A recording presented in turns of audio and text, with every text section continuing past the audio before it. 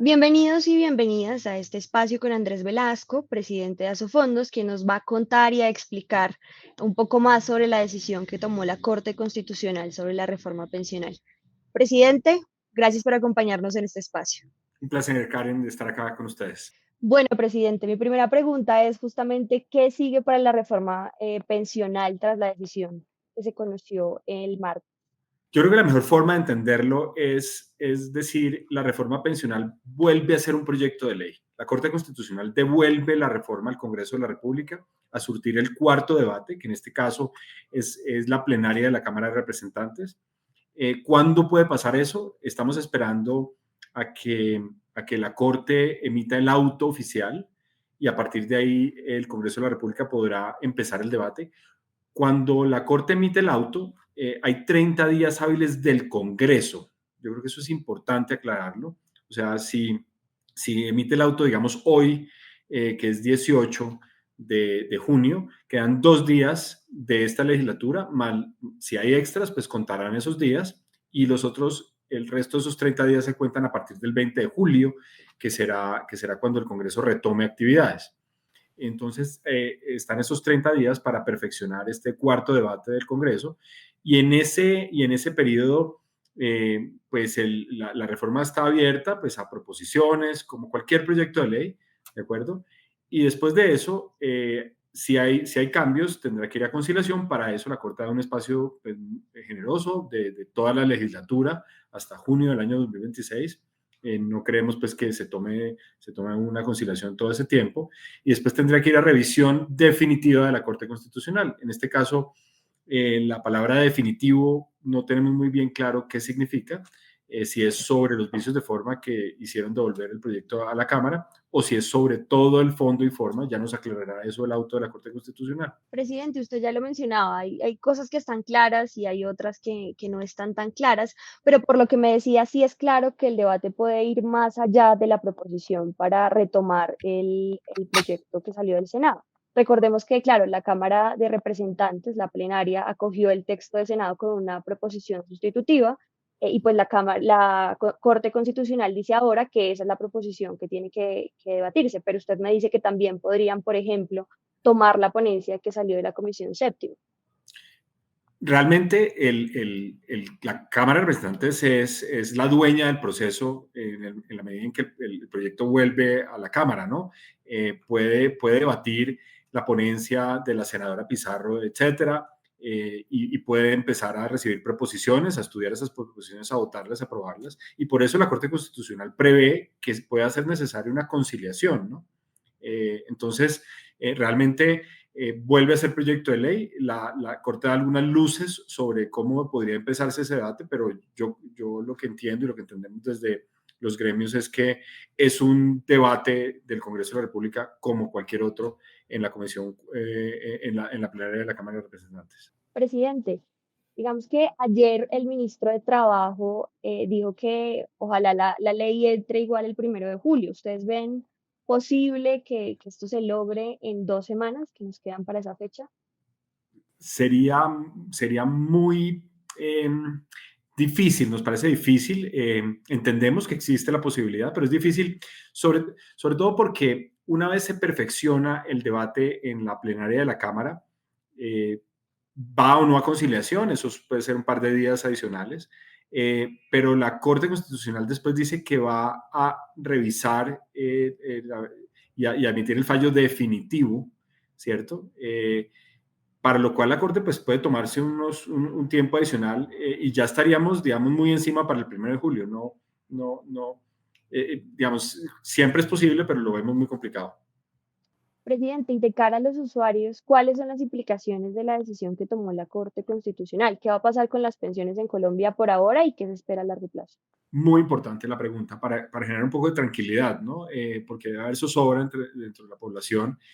Tenemos la ley 100. Hasta que no se perfeccione todo este proceso, hasta que la Corte Constitucional no falle de forma definitiva y el día siguiente entre la reforma pensional, que en esas condiciones quedó el anuncio de ayer, tenemos a la ley 100, ¿cierto? Entonces, las ACAI permanecen vigentes, ¿cierto? La Corte Constitucional exceptúa el artículo de las administradoras del componente complementario de ahorro individual. Entonces, los colombianos no tenemos que elegir nueva CAI, no nos van a asignar una nueva CAI, simplemente estas instituciones quedan existiendo y a la espera de que haya una ley para que entren en práctica. Y el otro tema, la ventana de oportunidad de traslado, también está vigente, están corriendo los tiempos. Nosotros entendemos que hoy los colombianos que estén en transición, que estén a menos de 10 años de pensionarse, mujeres de más de 47, hombres de más de 52 años, pueden empezar el proceso de doble asesoría para continuar trasladándose y que ese plazo que dio el Congreso hasta el 15 de julio, pues no se interrumpe por esta suspensión del resto de la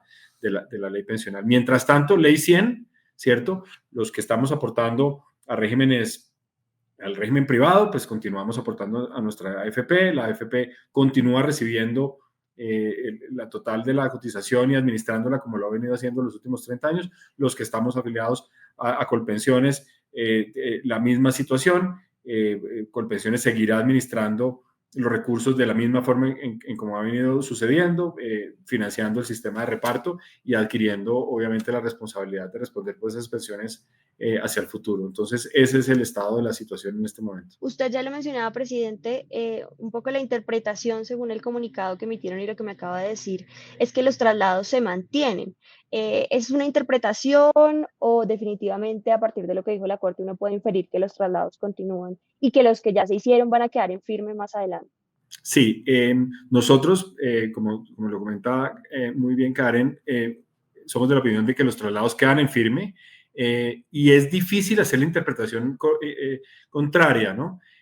Porque lo que hace el anuncio de la Corte, según va a salir el auto, tenemos que esperar el auto, es decir, exceptúa los artículos que tienen que ver con esto, el 12 y el 74 con su parágrafo transitorio. Entonces, aquí la reflexión es, ¿se puede interpretar de esta forma? La respuesta es sí.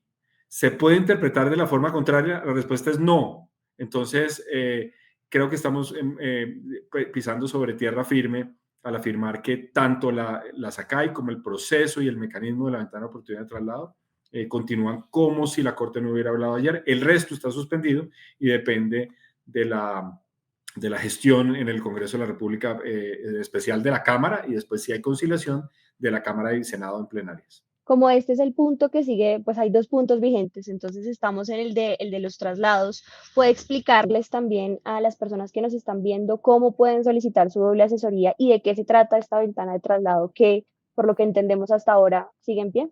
Sí, entonces, recordemos que la ley 100 decía, si usted está a menos de 10 años de edad de pensión, o sea, mujeres mayores de 47, hombres mayores de 52, ya no se puede trasladar de Colpensiones a los fondos Colfondos Porvenir Protección Escandia, ni de los fondos Colfondos Porvenir Protección Escandia a Colpensiones. Ya usted, ya, digamos, cruzó ese umbral, ya no se puede trasladar. Lo que abre la ventana de oportunidad de traslado es la posibilidad de trasladarse, incluso si faltan menos de 10 años, incluso si usted ya tiene edad pensional cumplida. ¿Cómo se hace eso? Usted coge el teléfono sin abogados, sin costos, sin absolutamente nada. Usted coge el teléfono y llama al fondo en el que usted está y dice, mire, yo estoy pensando en trasladarme, cuénteme cómo está mi historia laboral. Revisa su historia laboral, verifica que no le falten semanas, que todo esté correcto. Y entonces le dice al asesor, cuénteme, con esta historia laboral y esta perspectiva laboral que yo le voy a contar que tengo, ¿qué me conviene más? ¿Quedarme aquí o pasarme al fondo tal? Entonces el asesor le hace el análisis financiero, le dice, mire, si usted se queda aquí, le da más o menos tanto, la mesada sería tanto, a tal edad, etc. Si usted se va allá, las circunstancias van a ser estas, ¿de acuerdo? Entonces usted le da las gracias y le dice, por favor, conécteme con la siguiente llamada, le programa la siguiente llamada con el fondo al que usted está pensando trasladarse y le hace la misma entrevista. Revisan la historia laboral, revisa las perspectivas y después usted cuelga la llamada y ahí usted se sienta, hace el análisis, ¿qué me conviene más? Habla con los amigos, habla con la familia, entiende su situación, toma una decisión y si quiere trasladarse, informa a su fondo, mira, yo realmente sí me quiero trasladar y lo perfecciona. A la fecha, este proceso lo han hecho ya más de 80.000 personas. Más de 140.000 personas han hecho el proceso de la doble asesoría, que es este par de llamadas. Entonces, aprovechar esta oportunidad porque es gratis, porque conviene, porque se toman decisiones importantes para la vida futura. Listo, presidente. Y respecto al otro punto, que es la elección de Acai, si nos puede explicar, hubo una fecha límite que ya se venció para la elección y de ahí en adelante se entendía que básicamente lo dejaban a los usuarios por defecto en las diferentes Acai que ya estaban creadas. ¿Qué sigue en ese proceso? ¿Cuándo las personas podrían cambiarse de Acai, las que no eligieron, por ejemplo? Bien, entonces la SACA es un invento de la nueva ley, ¿cierto? De la ley que está ahorita en revisión otra vez, pero la Corte Constitucional dice, tranquilos, todas las personas que eligieron a CAI antes del 16 de enero o las personas que fueron asignadas a CAI en marzo, ¿cierto? Y que cuando la ley entre en vigencia van a cotizar en esa SACAI lo correspondiente al exceso de 2.3 salarios mínimos por el 16% que es la cotización. Esos procesos quedan vivos, ¿cierto? Usted queda en la CAI que fue asignado o en la que usted eligió. Todavía no tienen efecto práctico porque hasta que la ley no entre en vigencia, estamos en la ley 100 y usted va a seguir cotizando a los fondos como lo ha venido haciendo en los últimos 30 años Colombia, ¿cierto? Pero ese proceso queda vivo. No hay nada que hacer. Ahora, ¿cuándo se puede cambiar? Se puede cambiar 6 meses después de la entrada en vigencia de la ley, ¿cierto? Porque usted tiene que permanecer al menos 6 meses en la CAI que usted eligió o fue asignado. Entonces, no sabemos cuándo va a ser eso. Si nos podemos hacer cuentas, ¿cierto? Supongamos que el auto de la corte no está listo para que se llamen a extras. En ese escenario, digamos, pero si está listo en julio, digamos, antes del 20 de julio está el auto, pues los 30 días para perfeccionar la ley empiezan a contar a partir del 20 de julio. Entonces, el Congreso de la República, la Cámara tendrá hasta el 20 de agosto para hacer ese proceso, ¿cierto? Es un mes, yo creo que es tiempo suficiente, porque es un solo debate.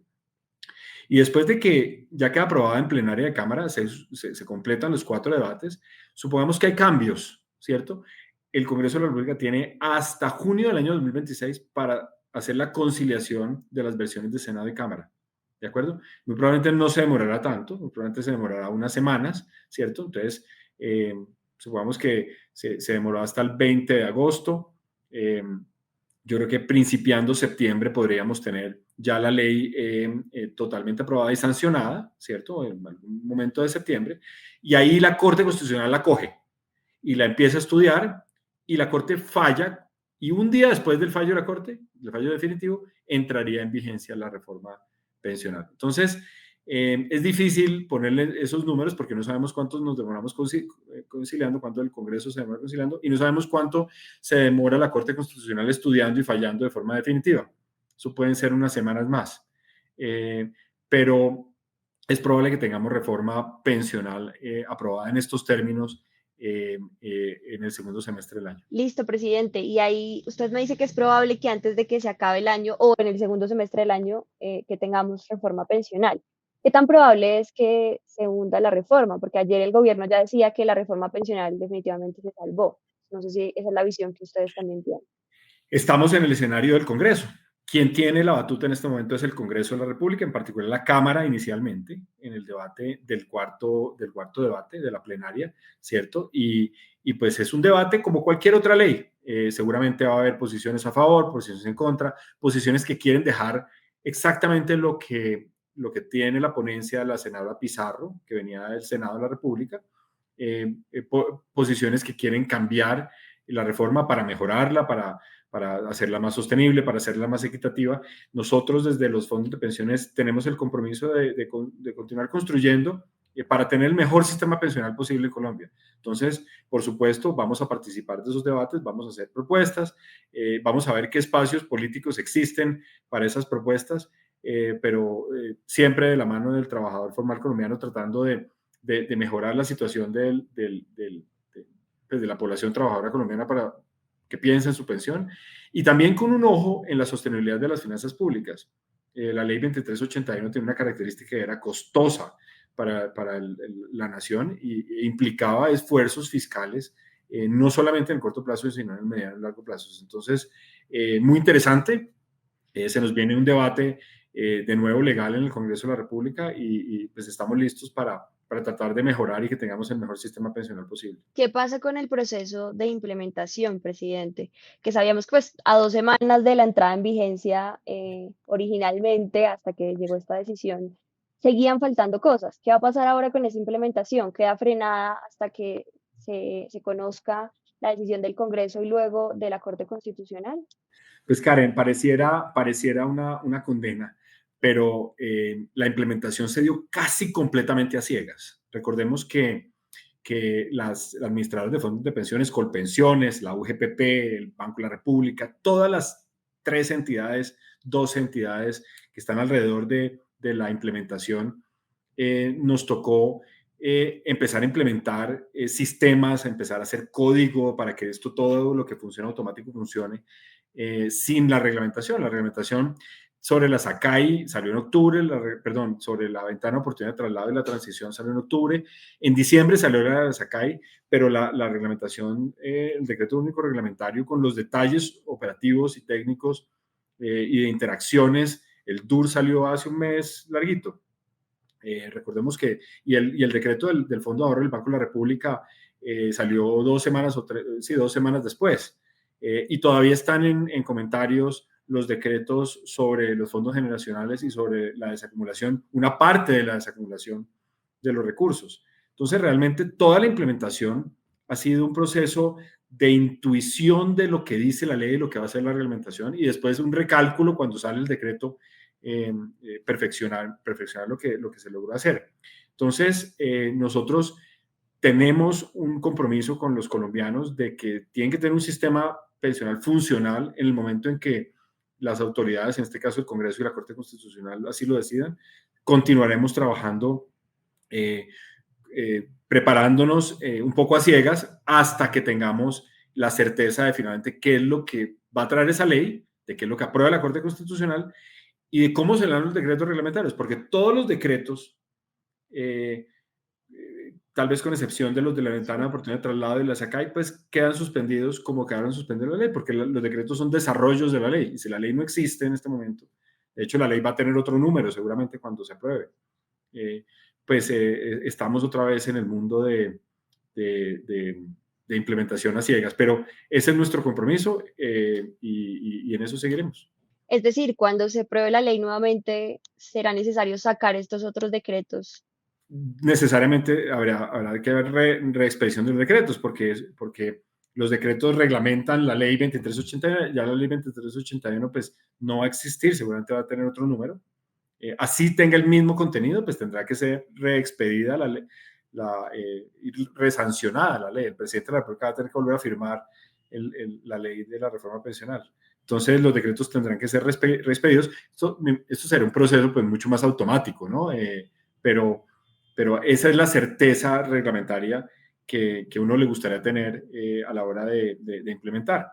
Eh, Karen, los fondos se han gastado pues, decenas de millones de dólares en este proceso y el trabajo de muchas horas. Y el gobierno nacional también lo ha hecho con un sentido técnico de unos temas que son hiper complicados las discusiones. O sea, los decretos reglamentarios no se demoraron por capricho de nadie, se demoraron porque los temas son muy complejos. Llegar a las definiciones técnicas de cómo van a funcionar las cosas es complejo. Entonces, pues tendremos que revivir ese proceso de nuevo.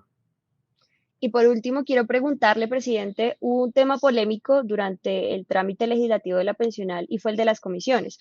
Usted decía ahora que van a ver si hay espacio político para hacer nuevas sugerencias o para que haya cambios en la ley. ¿Buscarán hacer cambios en esas comisiones? No nos interesa hacer cambios en las comisiones. Las comisiones que quedaron después de la reforma realmente son comisiones menores. Los ingresos de las administradoras de fondos de pensiones van a ser menores a los que teníamos antes de la reforma, en la ley 100. Nosotros hemos ajustado nuestra operación para poder cumplir con nuestras obligaciones con esa remuneración. Lo que se busca es más oportunidades de mejora en el tema de equidad, ¿cierto? Que la equidad se profundice, eso sería muy útil, y que se profundice la sostenibilidad, no solamente la sostenibilidad del sistema, que se puede profundizar dándole un rol más activo al sector privado, como es el rol que el sector privado tiene en la mayoría de los sectores de la economía, y que se corresponde a un sector que es muy intensivo en capital y desde los fondos nosotros vemos que podemos jugar un rol muy importante en la sociedad, prestando un rol más activo. Hay que ver qué espacios políticos encontramos para estas propuestas. Pero también hablando de la sostenibilidad fiscal, porque la responsabilidad del Gobierno Nacional Central en las afugias fiscales que hoy en día se viven podrían mitigarse con algunos cambios. Le pongo varios ejemplos. Al final del trámite del Senado se aprobó, por ejemplo, unas condiciones especiales en semanas cotizadas, en años de cotización para poblaciones elegibles de poblaciones campesinas, afrocolombianos, eh, que cuestan mucho dinero y que nunca han sido valoradas en el contexto del aval fiscal que se dio desde el gobierno. Yo creo que eso hay que revisarlo. El rol de los fondos de pensiones en la primera parte del pilar contributivo. No es posible que los fondos de pensión no puedan participar, no puedan ofrecer el servicio de administración en esa primera parte por debajo de 2.3 salarios mínimos o el umbral que se determine. Yo creo que son preguntas válidas. En todos los demás servicios del sistema financiero existe una competencia entre los proveedores públicos y los proveedores privados en todos los renglones.